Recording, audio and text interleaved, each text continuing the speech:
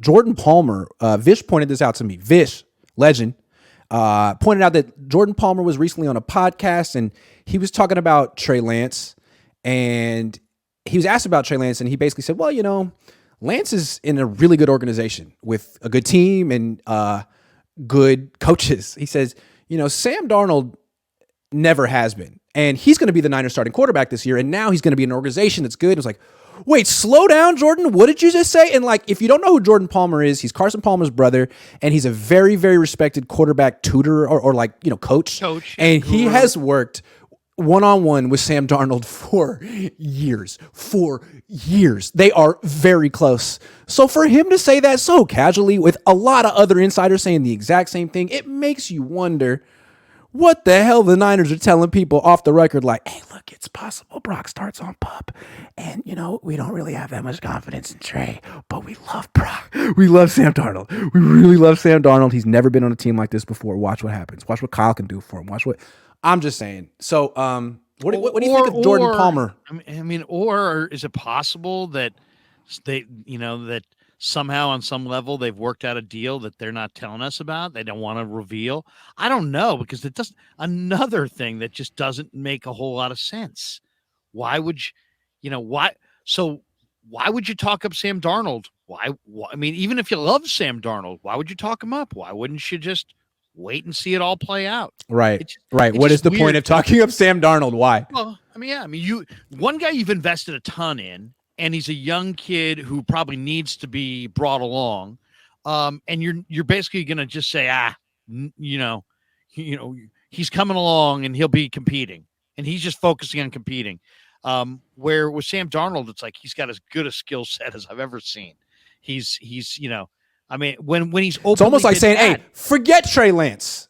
Don't stop thinking about Trey Lance. If I could have drafted Sam Darnold ahead of Trey Lance, I would have. This is the guy I can't believe we got. He just fell in our lap. That's what they're trying to say. Or you get some kid in your class who's like a great prodigy, and he's like a clear A student, but he hasn't been in your class. And you got some proven C+ student sitting right there, and you're like, hey, this C+ student's got talent. This guy's got ability. This guy's got desire. Yeah. No, he's a Watch him get C+ this C+. student. Watch him get this C+. Yeah, exactly. It's going to be so good. Yeah, I'm with you on that. Yeah. Exactly. It's hard to. No, but I think there's something here, man. Stuff. There's too much smoke. You're John Lynch. You know how much speculation there is. You know that it's the quarterback is the leader of your football team. If you wanted the speculation to end because there's nothing to it, you just say, hey guys, it ain't gonna happen. Trey's gonna be here. He ain't gonna be anywhere else. We're super excited. And so you guys are going down the wrong path with the whole line of questioning. Instead, it's really measured. I expect Trey to be here. I expect Trey to be. I know I'm parsing words, and people would say, "Krug, get a life," the whole deal. I get it, but it's just you have the ability to say and end all speculation. Trey's going to be here, but instead, it's like. Would you agree with this? I don't know. To me, when the Ian Rappaport report came out last week, to me that was the Niners sending a Hail Mary saying, "Hey, NFL. We tried to tell you at the NFL annual meetings when we said Brock's our guy, but no one called us about Trey. So, hey, the draft's in a week. We're fielding calls call us about Trey." And maybe a couple teams called and they're like, "So what do you want?" And the Niners a second and they're like, and that was it. And so now John's like, "Yeah, man, I really don't see us trading Trey because no one's interested." That's how I read it. Also, if you've asked somebody for a high second-round pick, you may know that you're willing to and they're offering you 2/3. You may know when it comes time to it, push comes to shove, when the clock's ticking, that you'll take those 2/3 today. So you know that you're going to potentially make a trade, but you're not getting. If there's been an offer, but you and we'll say, "Hey, we'll come back to you. We'll call you." It's like you got offered something that you would do a trade for. Let's say the Texans called and said, "Hey, we want him, but we don't want to give you that high second. We'll give you the 2/3." You say, no, I need that high second because I want somebody real significant. No, we're offering the 2/3. And then now you're going to come back in this press conference and be like, we're not getting what we're today. It sounded like he's available if you want him, but we're not getting the offers that we want. But it also, you got to think of it logically. Trey Lance is not every team's first choice. He might be some team's second choice. It might be some team's third choice. It might be some team's choice if they make a certain pick or if the draft falls a certain way. So a lot of these things are conditional. So I bet you most of the teams that have interest have like kind of conditional interest. And Lynch and Shanahan are the only ones who know if there's an offer that they think they can get. I'll say this, though. At the end of the day, I have Trey ranked somewhere between Hendon Hooker and Tanner McKee. I could see where you could argue Hendon Hooker's better, but I would rather have Trey Lance. But Hendon Hooker may go 20 and Tanner McKee go 40. And there's a big divide there between when the next quarterback's like going to go in the third round, Jake Haener. Any of those people who need a quarterback in there who call up and say, hey, we'll give you our pick for Trey Lance. If you're the 49ers, I think you're doing that, but you're not sitting there going, we got a deal in place, because you don't. But you may know you'd take any pick in the second round, and who knows, maybe any pick in the third round. You don't know what they're willing to take at this point for Trey. We don't know how eager they are to move on. Larry, 100% of Trey Lance's value, whatever that is at this point, comes from 2019. Do you understand how long ago that was? In 2019, he's a speculative prospect. In 2019, I didn't have a YouTube channel. I was posting podcasts on. I was living in an apartment. I had no Kia Stinger. I was broke. I mean, my whole life has changed. That was a long time ago, 2019. Nah, man. I mean, now after what the Niners have done to him and what he's been through, I just don't think. I think most likely, if there were some calls, there were no offers. There might have been a conversation. I bet you the Niners have had 0 offers for Trey Lance. That's what I think.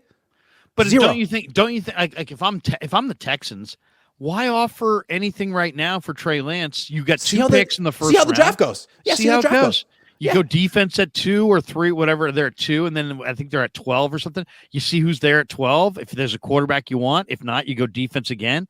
And then you just kind of play it as it comes. By the time the Texans get down to 30, 32, 33 for round 2, they may say, hey, you know what? This is a pick we can move for Trey Lance. I don't think so. My guess is that from looking at the Bleacher Report projected trades, they were all like 3rd, 4th, and 5th round picks. My guess is that's where Trey's value is in the eye of the rest of the NFL. Like, he's probably worth a 3rd round pick. The question is, are the Niners willing to take a 3rd round pick for him? You could say they should be willing to. You could say they should, but I don't think they are. I don't think they are. Yeah. So I guess, look, we'll see what happens on draft night. It's possible that there are, let's say, 8 quarterbacks who will go in the top 3 rounds. That could be generous. And maybe there's 9 teams that want to draft quarterbacks in the top 3 rounds, and whichever team is, loses that game of musical chairs, calls the Niners up and makes a deal for Trey. I think that's it. That is the Hail Mary hope here for the 49ers. And I think, frankly, I hope they don't trade him, because I don't think whatever they get back is going to move the needle this year. And I'd like to see what Trey Lance looks like with Christian McCaffrey before. I'd like to see Trey Lance start like a few more games before we say that he's for sure a failed bust. Because to me, I mean, he's 2-2 as a starter. Like, you could say Zach Wilson is a freaking bust way before you could say Trey Lance is, but that's just me. I don't know. We'll see what happens. I know. And there's so many options, and we don't know how they have them evaluated. I will say this, though. If this is like some master plan to motivate him, I think the plan sucks. I think most of their quarterback plans suck. Fish and Chips say again, talking about players while Kid Kyle escapes. I really think that the Niners like the quarterback drama because it's like we can't not talk about it. Like, once there's a quarterback drama, that's all you could talk about, and so you don't complain about the coach or. Well, the only thing that gets me is the people that are like, you guys are just parking your car there because you got nothing to talk about. And it's like, hey, they could have ended this discussion at the combine, didn't. The owners' meeting, didn't. They've had many opportunities along the way. What Lynch essentially said today was, Trey's our guy, man. We invested. Here's the answer that all you got to. Hey, what's the status of Trey? I realize, guys, why you're asking, because he's gone through a rough couple of years with the injuries and the and that stop and starts. But hey, you know what? We still love the kid. We think he's still super special. He's going to be great, and he's going to be great in a Niner uniform. Yeah. And you guys, we can't wait to see his future. Brock was great, but you know what? Yeah, Jed's excited. Yeah, but they don't do that. Instead, we're he's on the team right now. Yeah, I expect Trey to be here. I mean, with Ayuk, you're like, yeah, key cog. He's not going anywhere. We're going for Bosa, it this we don't year. even. Yeah, that Bosa, hotline's closed. We're hotline's closed. We're not taking that call. He's here, man. Whoo, But with Trey, they're not going that far. So obviously they got a price. Only they know what it is. They're obviously they're trying to get as high a pick as they can. The question is, Good luck. What's the lowest pick that the 49ers would take and move Trey Lance? I think it's probably Houston's 2/3. There would have to be Houston's the team that makes the most sense. I think Houston's 2/3. It would probably be the lowest. Fans would flip out. Fans would flip out. For the if there's not a second round pick in the package, fans will flip out, and Jed's not going to let it happen. It's not going to happen. That's true. I bet you have a lot of side bets going, but he's not getting traded for a third round pick. I don't think it. I think you're going to lose that bet to Ryan. 2/3? Nah, nope. I don't think it's going to happen. Man, you could say they should take it because honestly, if they wait, that price could go down. If he doesn't win this job, if he sits another year, you could cut him next year. So they might think about it, but I don't think they'll do it.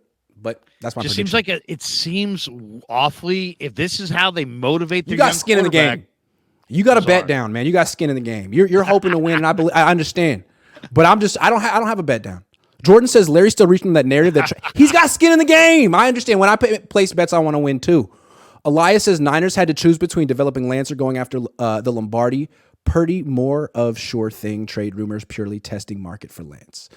It's clear that the Niners don't want to go through any growing process for Trey Lance, which is why I wonder why they drafted him in the first place. Like, what did you think you were getting?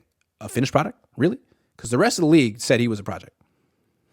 808 Niners says the only thing. One thing I'll say is that the only thing, because it's like weird, right? Last year they were all on Lance. This year they're not.